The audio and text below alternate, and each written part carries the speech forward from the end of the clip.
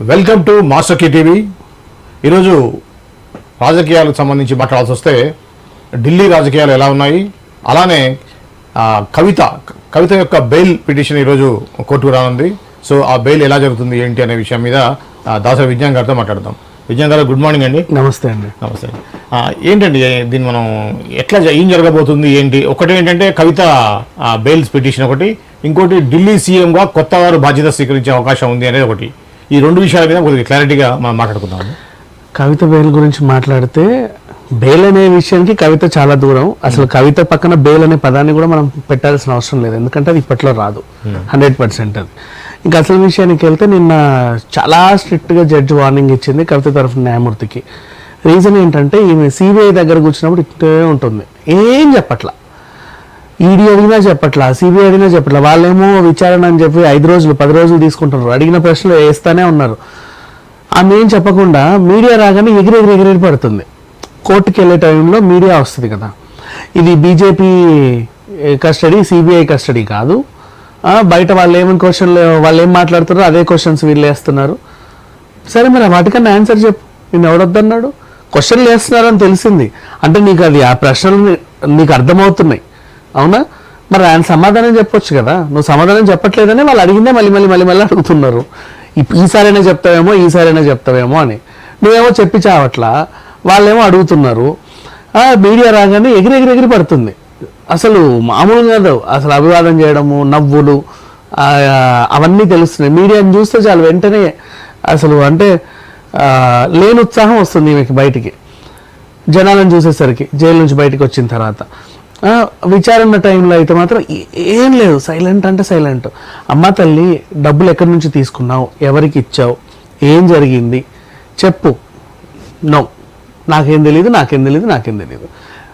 Media రాగానేమో BJP వాళ్ళ custody ఇది అంటే, ఏదో మోడీను అమిత్ షా కలిసి ఈమె చేతులు పట్టుకొని కస్టడీలో కూర్చోబెట్టినట్టు చెప్తుంది. సీరియస్గానే వార్నింగ్ ఇచ్చింది. జైల్లో అదేంటిది, నీకు జైలు శిక్ష ఉంటుంది 100%. నువ్వు నిజం చెప్పకపోతే నువ్వు మళ్ళీ జైలుకి వెళ్ళిపోతావు. కస్టడీకి తీసుకుంటే మాత్రం ఉపయోగం ఏముంది, నువ్వు ఎన్నాళ్ళు ఉంటావు అన్ని రోజులే ఉండు. కానీ మీడియాతో మాత్రం పిచ్చిగా మాట్లాడితే సరిగ్గా ఉండదని చెప్పి గట్టిగా జడ్జి వార్నింగ్ అయితే ఇచ్చింది. మరి ఇప్పుడు నెక్స్ట్ టైం మళ్ళీ ఈమె విచారణ, ఈ రోజు కూడా హియరింగ్ ఉంది, ఇవాళ వచ్చినా కూడా అంతే.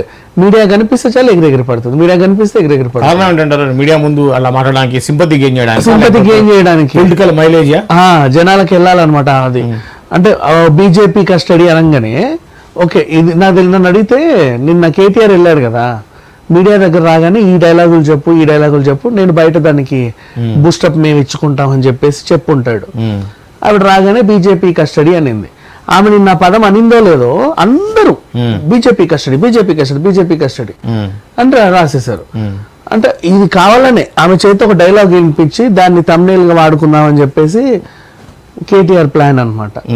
ఇంకా లిక్కర్ స్కామ్ లో ఆల్రెడీ కేజ్రీవాల్ అరెస్ట్ అయి ఉన్నాడు, ముఖ్యమంత్రి ఉన్నాడు, ఆయన జైలు నుంచే పాలన కొనసాగిస్తున్నాడు. అండ్ ఇప్పటికీ పగ్గలు వేరే వాళ్ళకి వెళ్తాయా లేదా అన్న సందేహంలో వీళ్ళు ఉంటే, సంవత్సరం నుంచి సిసోడియా ఉంటే, ఎప్పటి నుంచో సుకేష్ ఉంటే, అఫ్ కోర్స్ చిన్న ప్రాబ్లం వల్ల నిన్న శరత్ చంద్ర బ్యాక్ పెయిన్ అని చెప్పి బయటకు వచ్చాడు, తర్వాత సంగతి.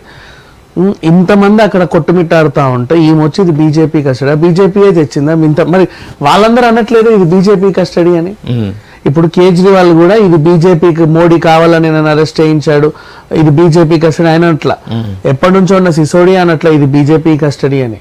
కవిత ఒక్కతే ఎందుకు అంటుంది?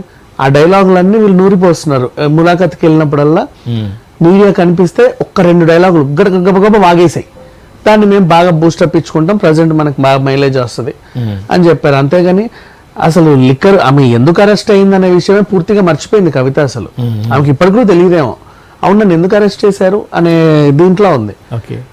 ఆమె ఒక సందిగ్ధంలో ఉన్నప్పుడు ఇంకా వీళ్ళకేం ఆన్సర్స్ ఏం చెప్తుంది? సిబిఐకి, సిఐడికి ఎంతమంది వస్తే మాత్రం ఏం ఉపయోగం? 3rd డిగ్రీ ప్రయోగించి మంచిగా అట్లా వేలాడదీస్తే నన్ను నడితే అప్పుడు చెప్తుందేమో నిజాలని. అలాగే ఉంది మరి అది లీగల్ కాదు కదా, అక్కడ దాకా తెచ్చుకోవడం ఎందుకు అని. ఓకే. ఇప్పుడు అప్రూవల్ గా మారే అవకాశం ఉందా ఏమన్నా? కవిత అప్రూవల్ గా మారాలని అనుకుంటున్నారు, ఎందుకంటే బయటికి రావాలంటే ఖచ్చితంగా అప్రూవల్ గా మారాలి. అప్రూవల్ గా మారితే ఇదేంటి మళ్ళా బీఆర్ఎస్ బీజేపీ ఒకటే అనే నానుడితో మళ్ళీ లోక్సభ ఎలక్షన్లో కాంగ్రెస్ గెలిచే అవకాశం ఉంటుంది. అప్రూవర్ మారితే మనం ఓడిపోతాం, అదొక సమస్య. అప్రూవర్ మారకపోతే అయినా మనం ఓడిపోతాం. ఎందుకు?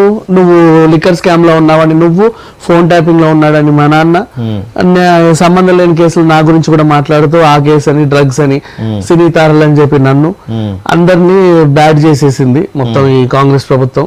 కాంగ్రెస్ ప్రభుత్వం అందరూ వీళ్ళే బ్యాడ్ అయ్యారు, ప్రభుత్వం కావాలని ఏం బ్యాడ్ చేయాలి. సో ఎలా అయినా మనకు మైలేజ్ రావట్లా. ఈ సందర్భంగా మనం ఎలక్షన్లో ఓడిపోకుండా ఉండాలి అంటే కనీసం 4-5 సీట్లు గెలవాలి అంటే కొంచెం కొన్ని రోజులు సైలెంట్గా ఉండడమే బెటరు అని చెప్పేసి వీళ్ళు అనుకున్నారు. అండ్ బయట ఈ కేసీఆర్ తిరుగుతా బహిరంగ సభలు అన్ని పెడతా, ఒక్కరోజు కూడా ప్రతి బహిరంగ సభలో అందరూ ఆలోచిస్తున్నారు ఒక్కసారైనా కవిత గురించి మాట్లాడతాడేమో, లేకపోతే ఆ ఫోన్ ట్యాపింగ్ వ్యవహారం ఏమైనా చెప్తాడేమో అంటే అది లేదు. రైతుల సమస్యలు అది లేదు, ఇది లేదు, వర్షాలు లేవు, నీళ్లు లేవు, కరెంటు లేదు, తొక్క లేదు, తోలు లేదు, నీ ఇందాకూడు లేదు, నీ స్నార్థం లేదు, ఇలా మాట్లాడుకుంటూ వెళ్ళిపోతున్నాడు. ఇది జరిగింది. ఓకే, ఇప్పుడు ఈ యొక్క కవిత అరెస్ట్ కానీ ఇప్పుడు బెయిల్ రావడమా రాకపోవడమా అనేది ఒక ఎత్తు అయితే, ఇప్పుడు రాబోయేటువంటి పార్లమెంట్ ఎలక్షన్స్ లో ఇది ఏ విధంగా మైలేజ్ ఎవరికి వస్తుందంటారు? కవిత మైలేజ్ 100% కాంగ్రెస్ కే వస్తుంది, వీళ్ళకి వచ్చే అవకాశం అయితే లేదు, ఛాన్సే లేదు. ఎందుకంటే తప్పు చేశారు, జరిగింది, అయిపోయింది. 100% తప్పు అయితే చేశారు. తప్పు చేసిన వాళ్ళని అరెస్ట్ చేసింది బీజేపీ ధైర్యంగా అని, బీజేపీ కొద్దిగా అడ్వాంటేజ్ ఉంటుంది. అడ్వాంటేజ్ ఉంటుంది, అవును. తప్పు చేసిన వాళ్ళందరినీ మళ్ళీ అరెస్ట్ చేస్తున్నాడు మోడీ ప్రభుత్వం అని చెప్పి కంపల్సరీ అడ్వాంటేజ్ ఉంటుంది. అంటే వాళ్ళు అన్యాయాన్ని ఎదిరిస్తున్నారు అని. కాకపోతే ఏంటంటే వాళ్ళకి బలమైన నాయకులు లేక బీజేపీ అట్లా ఉందే తప్పితే, ఇప్పుడు కేంద్రంలో మోడీ రావాలని అనుకునే వాళ్ళు చాలా మంది ఉన్నారు, మెజారిటీ ఉన్నారు. కానీ ఇక్కడ ఏంటంటే రీజన్, ఇక్కడ వాళ్ళని గెలిపించడానికి అక్కడ బలమైన నాయకులు ఎవరు లేరు వీళ్ళకి. గట్టిగా మాట్లాడుకుంటే చేతి వేళ్ల మీద లెక్క పెట్టుకుంటే 5 తప్పితే అసలు లేరు. మొత్తం కోర్ నుంచి ఎంతమంది గురించి ఆలోచించినా ఎవ్వరూ లేరు బీజేపీలో బలమైన నాయకులు. బలమైన నాయకులు అంతా కాంగ్రెస్ లో ఉన్నారు, అండ్ ఆ కాంగ్రెస్ లోనే ఉన్నారు, బీఆర్ఎస్ లో కూడా లేదు, అందరు వెళ్ళిపోయారు. సో మరి వీళ్ళందరూ వెళ్ళి కనీసం బీజేపీలో చేరినా కొంచెం బలం అని ఉండేది, వాళ్ళకు 4 సీట్లు ఎక్స్ట్రా అని వచ్చేవి. కానీ లేదు, మొత్తం అందరు కాంగ్రెస్ లోనే ఉన్నారు. ఆల్మోస్ట్ మోడీ గెలవాలని జనాలకు ఉన్నా కూడా నాయకులు లేక పాపం ఆయన ఓడిపోతున్నాడే తప్ప అంతమించి ఇంకేం లేదు. ఓకే, ఇప్పుడు ఈ క్రమంలో ఇప్పుడు కేజ్రీవాల్ అరెస్ట్ అయ్యి జైల్లో ఉన్నాడు. కేజ్రీవాల్ నేను జైల్లో నుంచే నేను ప్రభుత్వాన్ని నడిపిస్తాను అని చెప్పేసి అన్నాడు. ఇప్పుడు అలా నడుస్తుంది. అయితే వాళ్ళ వైఫ్ చీఫ్ మినిస్టర్ అయిద్దని చెప్పి మొన్నదాకా ఊహాగానాలు వచ్చినాయి.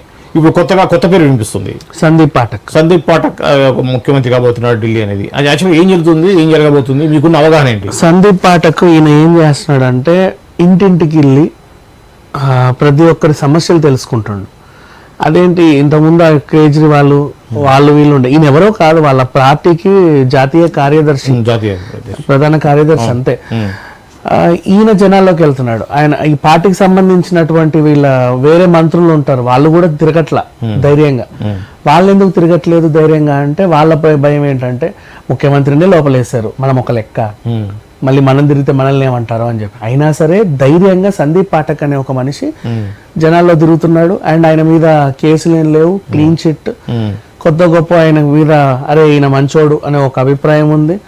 తరచూ జైలుకి వెళ్ళి ఈయనకి వారానికి 2 సార్లు అనుమతించారు ముఖ్యమైన వాళ్ళని కలుసుకోవడానికి. ఈయన వెళ్ళి కలుసుకొని జైలు నుంచి ఈయన పాలిస్తున్నట్టుగా ఈయన జనాల దగ్గరికి వెళ్తున్నాడు. సో ఇప్పుడు ఉన్న మెయిన్ ఇదేంటంటే సందీప్ పాఠక్ని తాత్కాలికంగా అంటే ఆపద్ధర్మ ముఖ్యమంత్రి లాగా చేస్తారేమో, అంటే సమ్ కైండ్ ఆఫ్ సిచ్యువేషన్స్ లో హ్యాండిల్ చేయడానికి.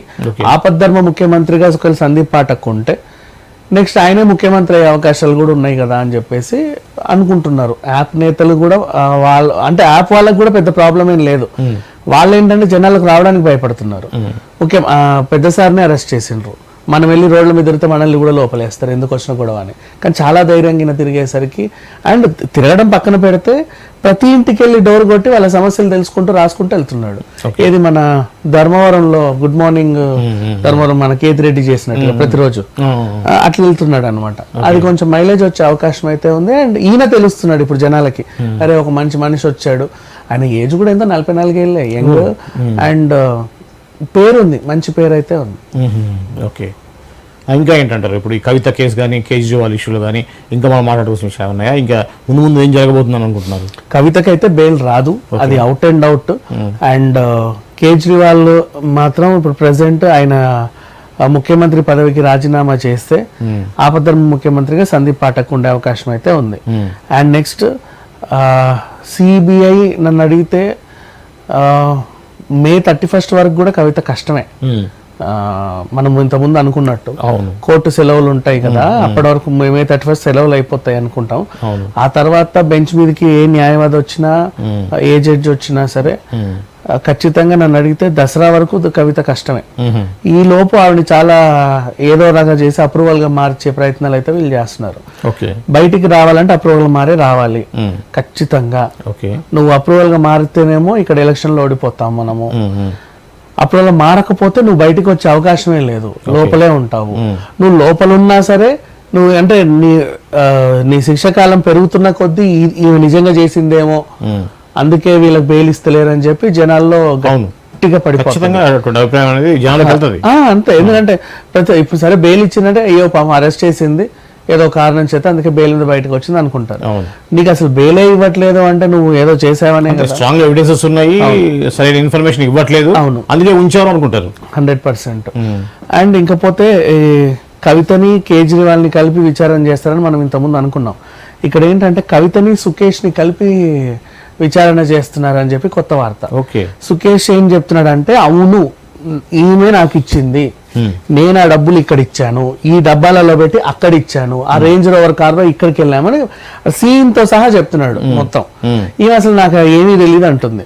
వీళ్ళిద్దరిని పక్కన కూర్చోబెట్టి ఎదురెదురు కూర్చోబెట్టి ప్రశ్నిస్తారని చెప్పేసి కొత్త వార్త. మరి దీంట్లో కనుక ఒకవేళ ఆమె కొంచెం జంకిన బెరికిన దొరికిపోయే అవకాశం అయితే ఉంది. ఓకే అండి. ఓకే, ఇది అండి కవిత బెయిల్ విషయం మీద, అలానే ఢిల్లీ సీఎం మార్పు విషయం మీద మనం చర్చించుకున్న విషయాలు. మరో అంశంతో మళ్ళీ కలుద్దాం. అంతవరకు చూస్తూనే ఉండండి మాస్టర్ కీ టీవీ.